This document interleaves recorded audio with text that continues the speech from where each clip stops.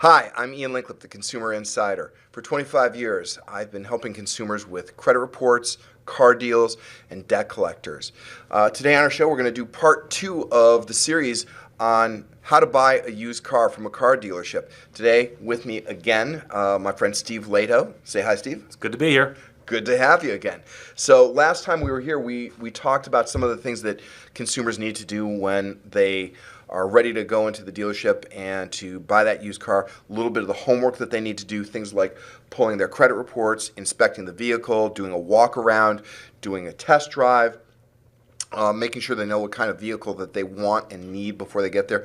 What are we going to talk about today? Well, it's a convenient thing to do to break that transaction up into two parts. That is, think about the stuff that happens on the car lot when you're out walking around looking at cars, looking at a specific car, talking to a salesman outside the building. Somewhere along the line, you're going to want to pull the trigger and say, I want to buy this car.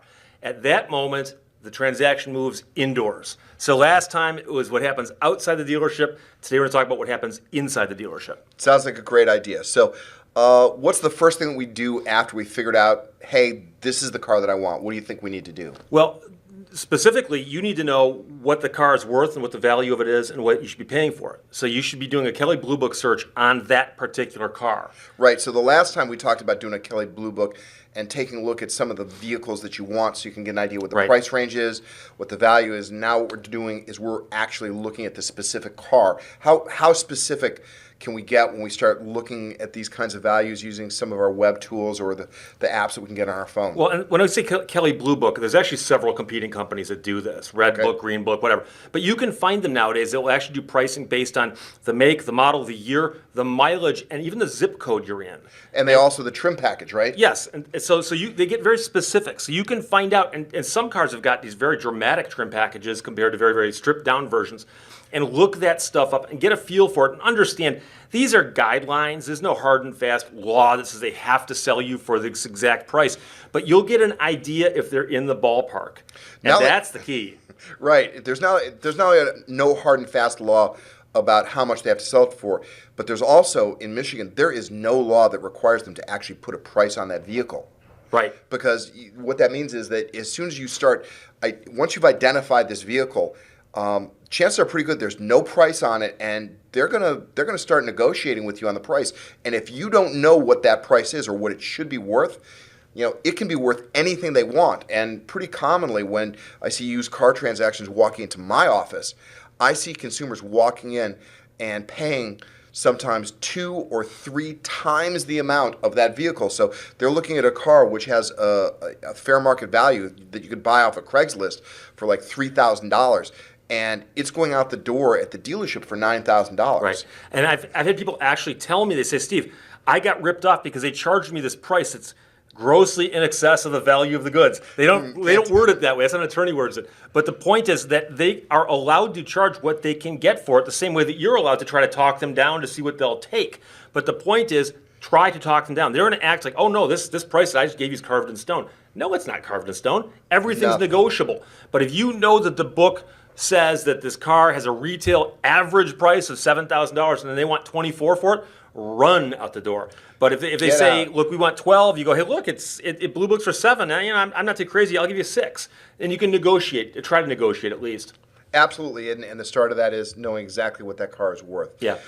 So after we've got the price of the vehicle and we've negotiated the vehicle, they're going to start getting you inside and they're going to sit you down at the finance manager's desk and they're going to want you to start negotiating over the terms they're going to give you. And in fact, they're probably not going to negotiate much. They're going to tell you what you can get. And that's a mistake everyone makes because people think, I shook hands with the guy, we agreed on a price, I got a good deal on this car. He's going to give it to you for $9,500 and I know it Blue Book's for 12. But the thing about it is that you're not done negotiating until you're actually walking out of the dealership with a completed deal. Everything's being negotiated, and there's still much more money on the table that they think they can get from you long after you've agreed on a price. Right, and let me tell you, I skipped over this, and before we sit down and sign the contract, one of the other things that you have to do before you sit at that table, if you are walking with a trade-in. Oh, yeah. Yeah. Yeah. Yeah, you have to know exactly how much you owe on that trade-in. This is one of the ways that the dealerships have traditionally gotten money out of consumers at the table. So if you negotiate them down from $10,000 to $7,000 and they're now down $3,000, they're going to pick that money up. And the way that they're going to do that is, and we've seen dealers do this time and time again, they will overestimate what is owed on your trade-in. So let's say you've negotiated them down $3,000 on the price.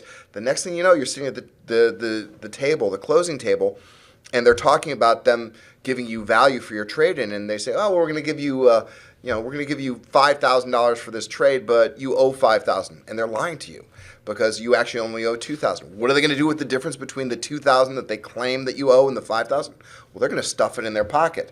Now, sometimes that amount is more or less, but we really like in almost 100% of the deals that we see the dealers overestimating the amount. Sometimes it's only by $20, $40, $50. Sometimes it's $100 or $1,000 when these deals go out. So you got to know how much this car is how much is owed on your trade-in. But even if you don't owe money in the trade-in, if you own your car free and clear, and Absolutely. you come in there, if it blue books for $5, they're going to go, it's only worth $1,000. We'll give you $1,500 just to make the deal work, but they will try to fudge you down on that as well. And you're right, they can make as much money on the trade-in if they bring that price down, just the same way that you made money by bringing the price down on what they're selling you.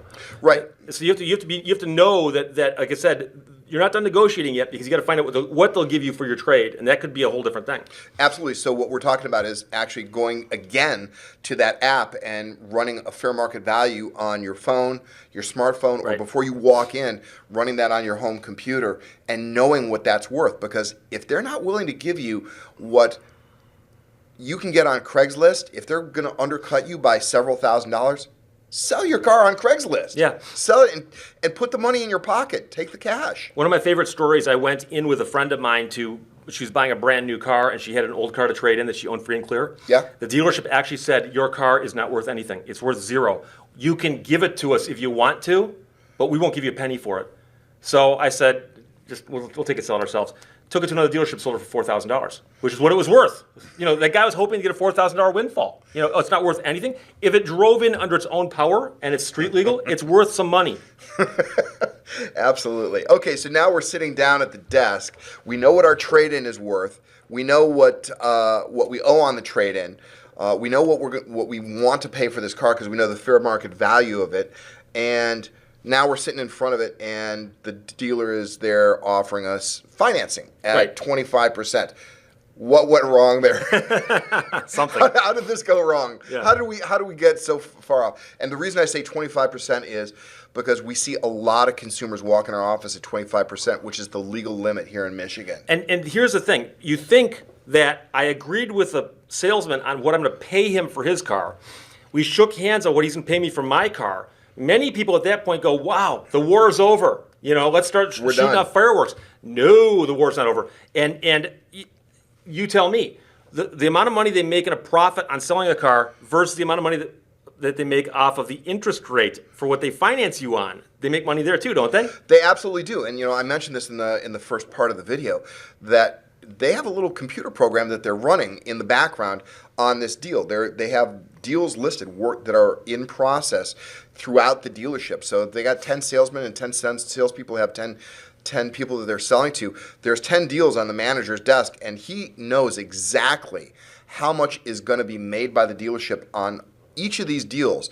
And they don't look at making money on the car and making money on the financing and the add-ons and all this stuff as a separate thing. They look at it as an entire deal, and they have a number that they've got. So even if you've negotiated that price down to nearly where it is that they bought the car, they can still make tens of thousands of dollars off of you by increasing the interest rate that you actually would be entitled to, that you could get someplace else, up to 25%. I mean, you think about that for a second. You have a vehicle that you've got that you're looking at buying for $10,000, and you buy that at a 25% interest rate over like 72 months.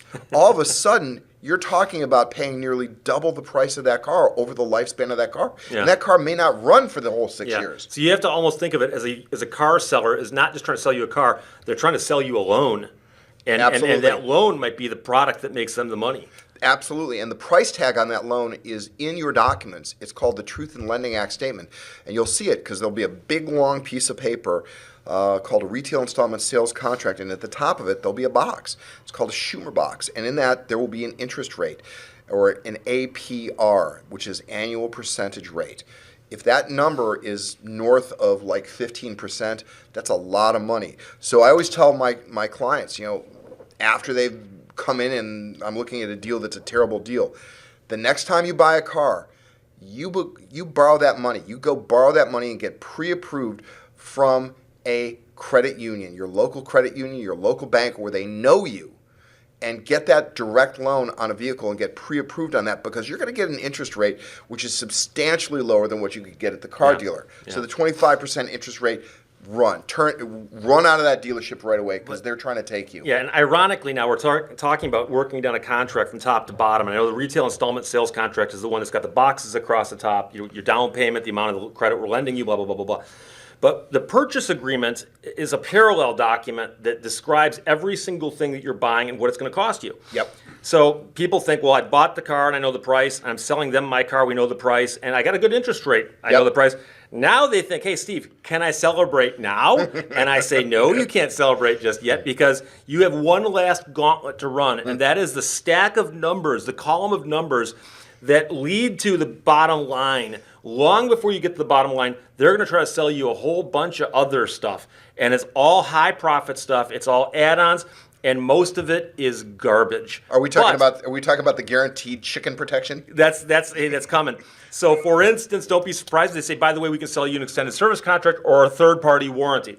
Some of the third-party warranties are literally meaningless. It'll say we cover drivetrain but nothing else. And by drivetrain, we mean only internally lubricated parts, unless they fail due to a non-lubricated part, in which case we don't cover that either. And by the time you're done, you're going, wait, it's a stack of coverages that have all been exempted. What did I really get here? Yeah, the one that I always look to is these two contradictory provisions where it says that we won't cover any manufacturer's defects and we won't cover wear and tear. Right.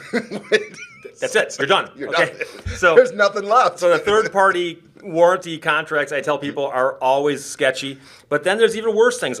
Gap protection. What's gap protection? It's the money that you put up as an insurance policy against you totaling your car before you finish paying for it. Which in the case of a used car is almost always and all the way up to the end of your last payment. Yes, and I always tell people, I say, if you really want to buy gap insurance, you can buy it from other people. There's insurance companies that will sell it to you absolutely at a much lower rate than the car seller will sell it to you. Yeah, they'll sell that to you through the dealership at 2 to 3 times the value of that coverage from your own insurance agent. Yes, it's crazy. And then beyond the gap insurance, I've heard of people buying things like rust proofing, fabric protection, Scotch Guard, window etching. Lost key protection, wheels, tires and wheel protection, and the most recent one I saw is paintless dent removal protection. And it's worded so oddly. They're protecting you from paintless dent removal. I mean, that's of course not what they're doing there, but they're constantly inventing new products because they know that most people let their guard down. When I shook hands with the guy, we're going inside to buy that car, and they think they're done. And no. They've got you by the ankles. They're just about to start shaking. Exactly. And so, a lot of people, when I see these car deals come into my office, I go down the list with the people and I say, did you know you bought gap coverage? And they're like, what's gap coverage? And I said, gap coverage is the difference between the fair market value of the vehicle and what you owe on the vehicle, and the insurance company will pay that difference in the event that it's totaled. And that money goes to your finance company. It's not helping you. Right. Exactly. So the funny thing is they don't know about it, and the federal law requires that you consent to it and want this coverage before they put it in, but they jammed it in. And most people don't know where to look for it because there's a stack of papers. Right. It's 5 p.m, you've been there all day, and they're running through these things so quickly. A friend of mine, Ron Burge, likes to call that smoking the documents. Just smoking them past you so quickly that you have no way of knowing what's in there. But the way that you have to be able to read this is all these things that you were just mentioning are in the contract, the big long piece of paper, the retail installment sales contract, and they're listed in the section that's titled itemization of amounts financed. Right. And there's a section there, and you will see a listing for all these items here, including the warranty, the gap coverage, credit life, credit disability insurance, the etching, the window protection, the wheel and tire protection. And a lot of times this stuff slips by because it's abbreviated. So it'll say CLD, $300. Yeah, what is that? Credit life disability. Who'd have thought, Exactly. And if you've never heard of it before, you don't recognize the abbreviation. Exactly. So if you haven't discussed this with the dealer and the dealer says, it's right there and you have to have it. I'm telling you, you don't have to have any of that. State law, federal law, absolutely prohibit them from requiring you to have this unless they are including this within the finance charge. It basically is interest. It's unearned interest that they've got. But the reality is in Michigan, they can't tie those products together. And if they make you buy this stuff or they tell you that you have to buy it, you absolutely know to a mathematical certainty that this dealer is A, lying to you, and B, working on cheating you out of this money. And if they won't take it out, you got to get out of the dealer, and you got to get out of that dealer quickly because they've already marked you. They've already got you spotted. I've had a salesman telling me, myself, I'm buying a car. He tells me, he goes, you're required by law to buy that. I go, I'm an attorney. He goes, never mind. I mean, seriously, it's like they know they're lying, but they also know the average person doesn't know the law. So if I tell you you're required by law to get this, besides you want it anyways, it's good for you. It's only $300 over the term of the contract. It raises the price $1.25 a month. Who cares?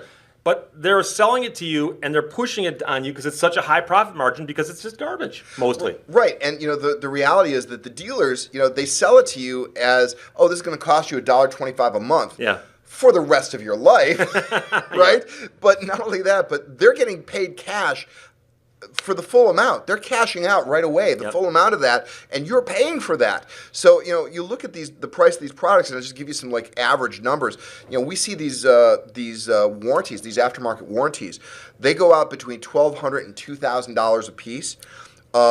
So there's that, and then the credit life and the credit disability, $500, $600, $700, which depends on the amount that you're financing, and it's dependent there, but not unusual to see those out at those prices. Gap coverage, $700, $800. You can walk out of a dealership with soft add-on products when you total them up. These extras that really do nothing for you, that cost as much as the car. And then you add on to this the interest rate, the 25% interest rate, and you can wind up losing, years and years of your life, basically being a slave to the finance companies for no good reason. And the car's going to fail. Average life of a car these days, 6 years maybe. And if you've got a 6-year-old car and you're looking at financing this over 6 years, 72 months, good luck. Start praying. The interesting thing I was always amazed by was when I learned that a lot of the products the dealerships sell you they're not acting as agents selling you something on behalf of another person. The other person gives them a product and says, here's what we're going to charge you. You can charge anything you want for it. And I've seen third-party contracts that were sold wholesale to a dealership. Dealerships sold them to customers, and the price they charged was the same or more than that contract was capped out at its most extreme. Meaning that if you used the contract to its full extent, you broke even. Anything less, pure profit for somebody. Absolutely. And the other thing that's interesting about this is the way they offer many of these products is they will tell you, this is a reputable third party. But the reality is that the agencies that sell these, and some of these products, the dealership cannot be the seller of these products. And so what you may find for these products when you pop open the transaction is like the insurance agency that sold you the Gap, it wasn't the dealer. It was the wife of the dealer that sold that to you. And it wasn't, for the credit life insurance product, it wasn't the dealer, it was the wife of the dealer. Yeah. The wife of the dealer, the kids of the dealer, anybody but the dealer, and the dealer still cashes the check. Right. But they own these products and they profit from these products.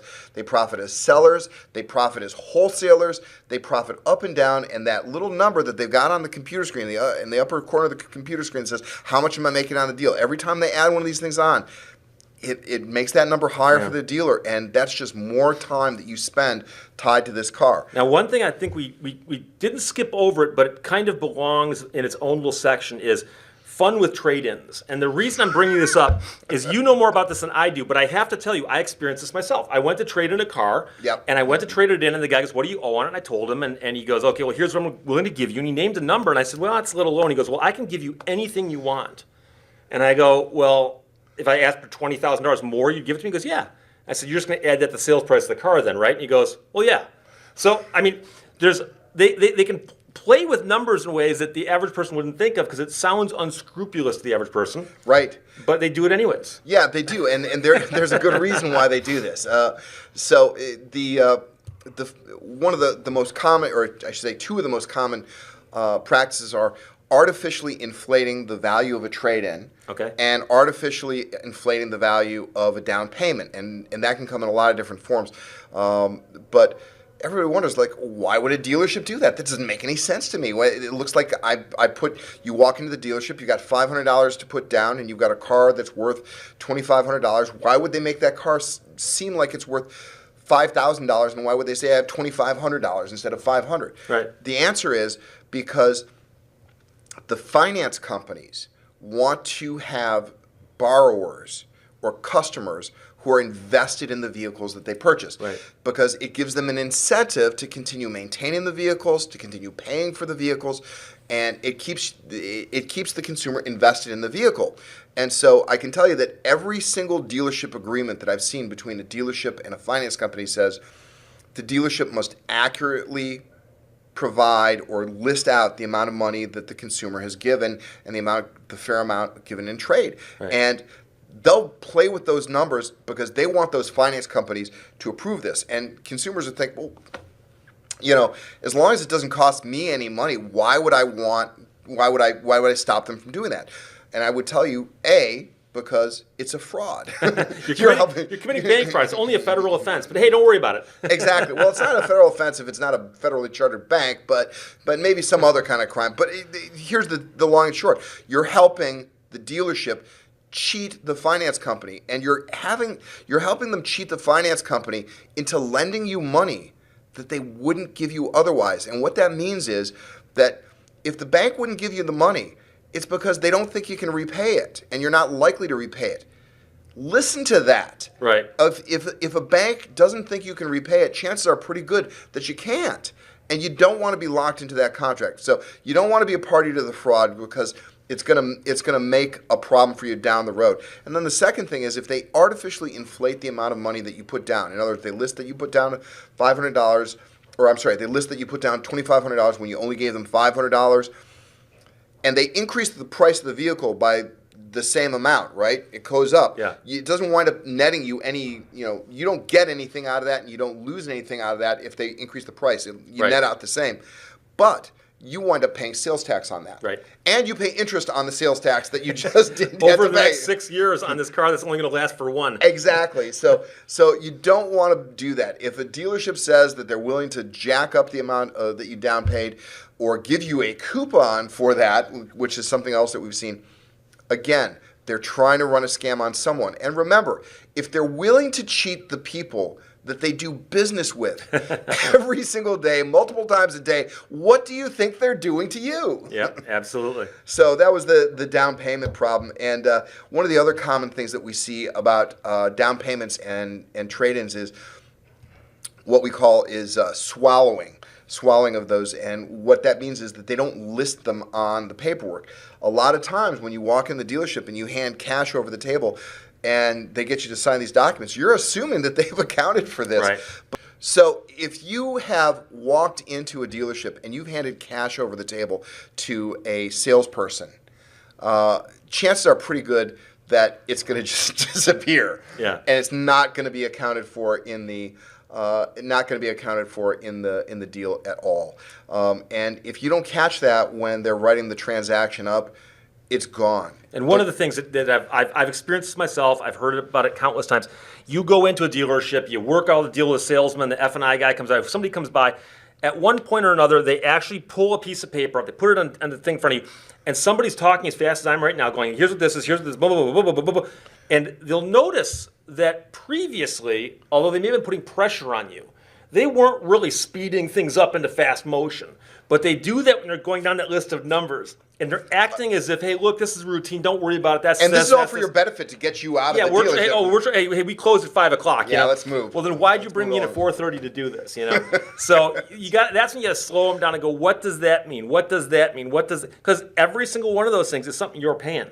You know, and so if you gave him cash down payment, make sure you get a receipt, but also make sure it's reflected in the document. You Yep. gave him a trade-in, make sure the trade-in is accurate, including what Absolutely. you actually owe versus blah blah blah blah. By the way, have you ever encountered somebody who brought a vehicle in on trade that had a lien on it and they didn't extinguish the lien properly? Oh, it happens about once a month. Okay. Just asking because I don't deal with that kind of law normally. So Just about once yeah, a okay. month. Yeah, once a month it happens. Yeah, exactly. So, so those are the things that we got once you're in the dealership, and Right. I think that pretty much covers as much as anybody could handle. Yeah. In terms of the things they have to do in order to not get taken by the car dealership. Although, I still think if you're going to buy a car, my advice is don't buy a used car from a dealership. Take somebody out and inspect a vehicle that you have picked out from Craigslist. Get your own financing if you need it from your credit Right. union. Don't buy used cars from a dealership. But if you must, this is the list of things that you have to do. Exactly. And again, I'm going to work up a worksheet that we're going to post at the end of this series. Oh, great homework. More homework, well, for you and me, exactly. For you and me and for them. And then lastly, we're going to end this series by breaking down a transaction, right? Sure, why not? Okay, next time that we do Part this, 3. part 3 of this will be, we're going to take a look at some documents that were part of actual transactions and show you how some of these problems show up. So that's it for today. I'm Ian Linklip, the Consumer Insider. This is my friend Steve Lado. Talk to you later. You can find me at www.consumerlawyers.com. We are on Twitter. We are on Facebook. Steve, where can they find you if they want you? Lato'sLaw.com. Ian will spell it out right here. Yep, right here below. We'll have both the links. And thanks for watching. Bye.